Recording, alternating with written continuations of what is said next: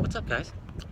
It's been a while since I've done a video. I've actually did a video a little while ago about the Civic, but I put all this stuff in iMovie and then deleted the videos on my phone, and then didn't realize that it also deletes it off iMovie, or says the file's corrupt, so FML. But anyways, today we're working on the Flexus. Don't comment about that. We have ourselves this pretty little guy right here. This is a diff that I scored off of a local guy. It is a SC400 auto rear diff. So the SC400s come with a 427 rear gear or final drive, whereas the auto diff in the SC400, which is what that is, comes with a 392. So with this being a drift bitch sled MISSLE, and it being auto as well for now, we want a little bit more torque, you know, just a little more torque. So that's why I went with the SC400 auto. That's essentially what I wanted from the get-go. So I happened to find that, picked it up for stupid cheap. I also have these little guys that I just installed. There we go. And then this, oh, that way. Nope, that way. There we go. Battle version, solid front differential bushings.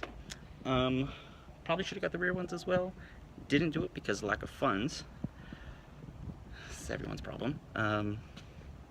So yeah, but this diff, God bless it. All right, so this diff is welded. I didn't buy it welded. I bought it open diff, and then had a shop called 18 Fab here locally in Arizona weld up the diff. They're probably going to be doing the cage and anything else that needs to be welded up, bash bars, things like that. So I'm going to have them do everything. So shout out to 18 Fab if you are locally in Arizona. Hit them up, but if you are local, chances are you've probably heard of them as well. They're pretty big. Also, fucking surprise, guys, bought another car. I've been meaning to make a video about the Flexus, or saying, like, you know, bought another car, but I just haven't because I'm a fucking lazy, procrastinating bastard. Aren't we all? So, fucking surprise, surprise, guys. Check this shit out. So it is a 1992 Lexus SC400. Bitch. These wheels came on it. They're Vox something or other. Paint is... paint could be better, but it is what it is. It's a drift missile. These taillights, these actually are 92, 94 taillights. I've taken the lens off of them so far, and like they're 3 pieces. So that's what they look like underneath. But I've taken the lens off for now. I am actually making a custom set of taillights with plexiglass and whatnot. But this is essentially what the overall look is going to be. I'm just making clear lenses to go over these, but I cut around the edges so that I still can use the stock mounting points and the glue and whatnot. But they're taking a lot longer than I anticipated. I thought it would take me like a weekend. Not really, no. It didn't work quite as fast as I was hoping.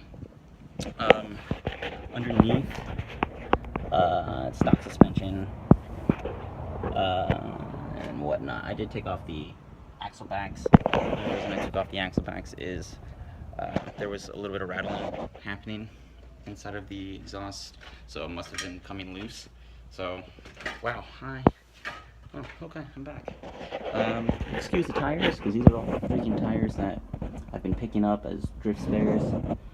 But it's gutted. It was not gutted originally when I bought it. It was a full interior car. Not the greatest of interior, but it was full. I've just been working on the car whenever I have time, and I haven't been videoing some of it, mainly because the interior Mike did. So Mike is my roommate, BFF, and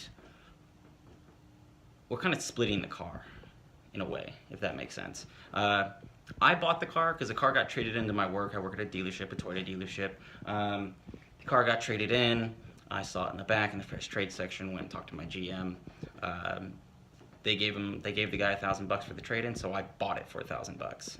My GM just asked. First, he was like, "Why would you want that piece of shit, anyways?"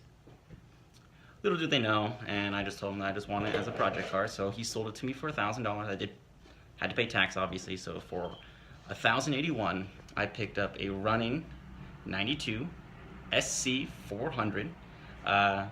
It is a clean Carfax, clean title, clean everything. Drivetrain wise, it's been meticulously maintained. You can tell like a bunch of hoses have been replaced. I don't know what else. I still need to dig a little bit deeper. But when I went to go do an oil change on it or look at the oil was fresh, like still brand new. Like he must have did it like that morning or something. A couple other things have been replaced on it, but again, it drives totally fine.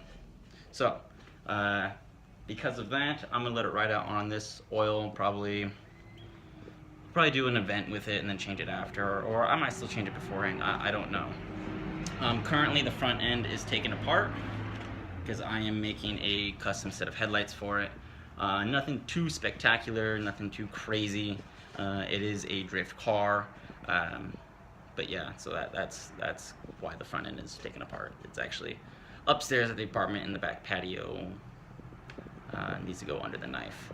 But like I come in full circle back to the roommate and I. Like that. He is helping pitch in money for this car as well. So like he bought a new battery. I brought the tie down.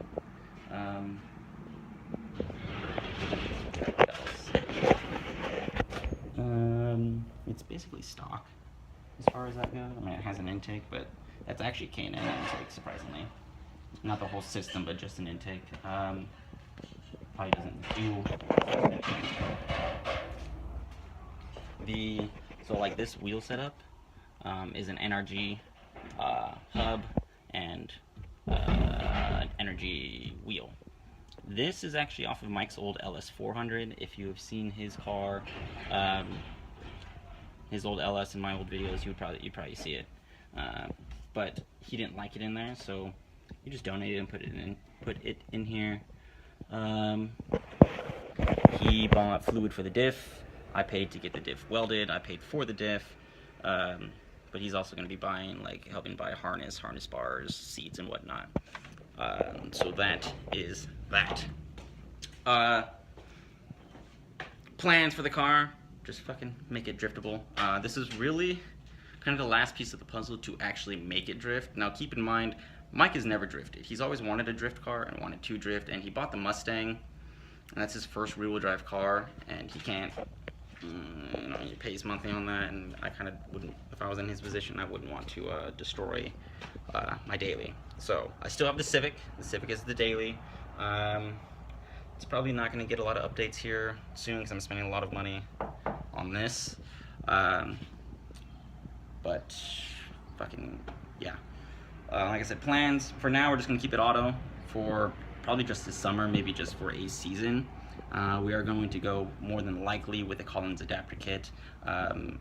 I personally want to go with a Nissan, like the adapter kit for the Nissans and whatnot.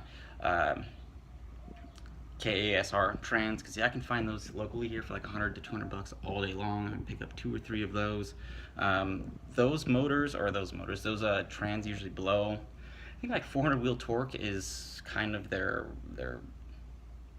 bombing where they'd explode. This is not going to be pushing that anytime soon unless I somehow pick up some sort of sponsor coming to a bunch of money. But so yeah, do the KASR trans.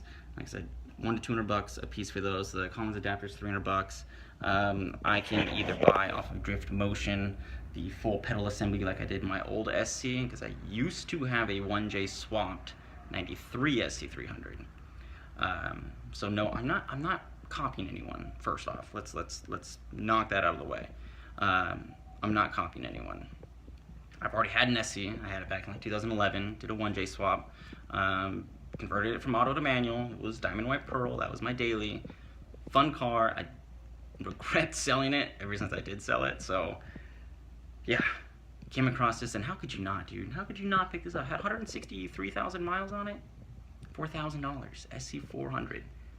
So yeah, and I've wanted one because I wanted the V8. The 1UZ is a very, very underrated engine. It's a 4.0 liter V8, 32 valve, 4 cam or quad cam, dual red cam setup. It is forged internals from the get-go. From I believe 91 to 94 are the best 1UZ motors. Anything after that, they get smaller rods, VVTi, EPA comes in and fucking fucks everything up. So like the VVTis, yes, make more power as far as stock. They're like 270, 278. This, not so much. I'm probably putting 170 down to the wheels. I don't really have plans for bolt-ons or anything for the time being. I am going to get an actual exhaust because right now it's just the axle backs are removed. Sounds pretty good actually. I'm like, if I can get an aftermarket exhaust or build an exhaust to make it sound like this, I'd be pretty stoked. Chances are not going to happen. I do have plans. I am kind of sort of hooking up with a couple, I don't want to say sponsorships, but possible like partial sponsorships. Working with a few different companies right now on over fenders, and I have an idea of what I want to do with the front end. Same with the rear end, because the over fenders are just like this partial thing. That's what I even want to call it. It's just for rear over fenders and front fenders. It will get wrapped. I don't know. We have an idea. The Ruby and I have an idea on what color we want to wrap it. We've already been looking at different wraps and whatnot. I have wheels that I want to get. There's just a lot of things we got to do. I've already installed Figs Engineering steering rack, solid steering rack bushings for the driver's side, and the passenger side one rubber steering rack bushing is I installed a white line polyurethane one.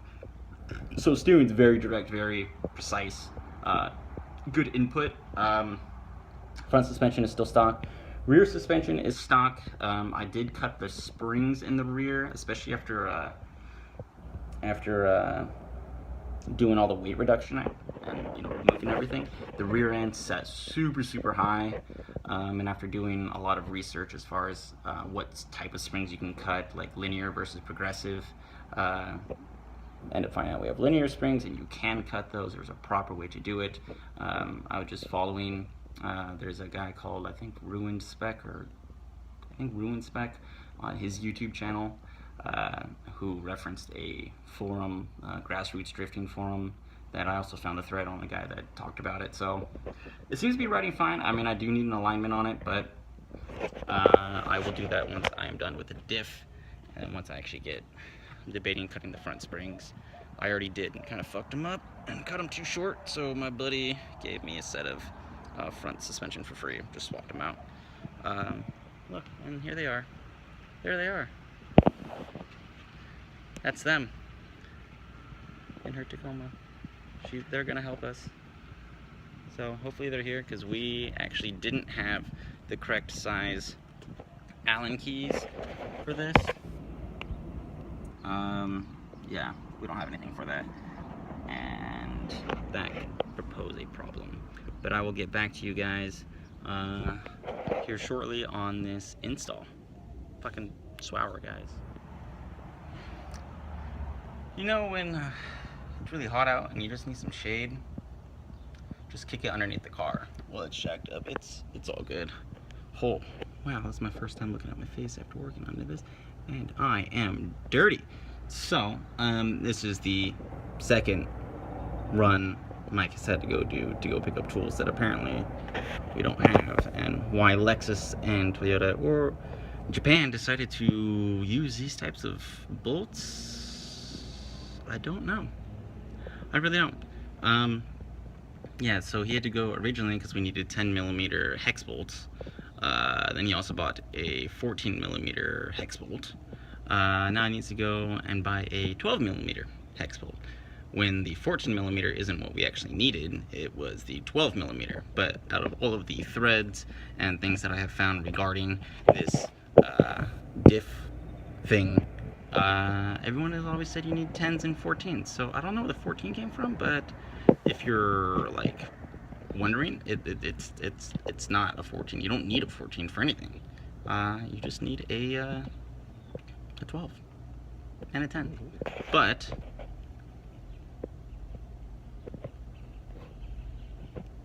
well, what does that button do? Not do anything? Okay. Oh, it takes pictures. So this is where we're at now. We got all these off, which are the 10 millimeter hex bolts, which again, I don't know why they use that, but whatever. Had to take the exhaust from the back off, so it's right underneath the cabin. But in order, what I would do, jack the car up.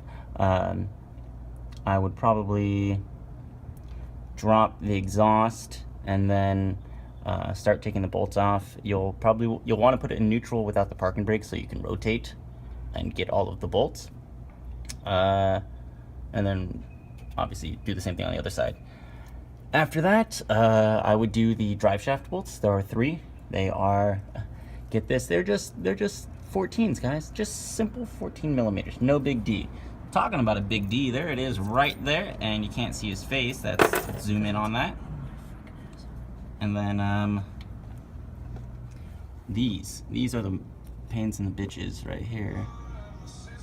So yeah, now that we got the right one, we are going to take these out, take the bushings, those diff bushings, and then we should be able to drop it and then put the new one in. So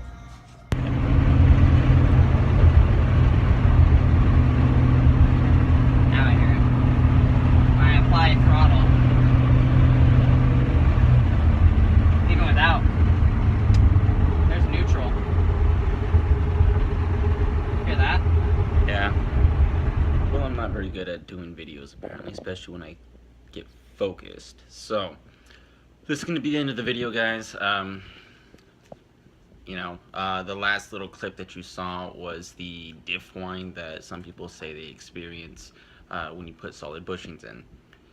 Obviously, the car is gutted, so since the car is gutted, the diff whine's a little bit louder. Doesn't have an exhaust, but it is the axle box removed, so I almost thought that maybe it would drown it out, but it doesn't. On the freeway, granted, I don't have a radio, so I roll the windows down. You can't really hear it, so, but I guess my suggestion would be, if you are daily in your car, probably look into figs and do like polyurethane or something. If you were tracking the car like what I'm doing, or drift sledding it around, fuck yeah, go it. The solid the better. Car feels fantastic with it after sliding it around a little bit. You guys will see videos of some street footage in the heart of Mexico, so stay tuned for that. I do want to say thank you for watching. If you have any questions, feel free to answer or ask, fucking answer, whatever. Anyways, fucking deuces, bros.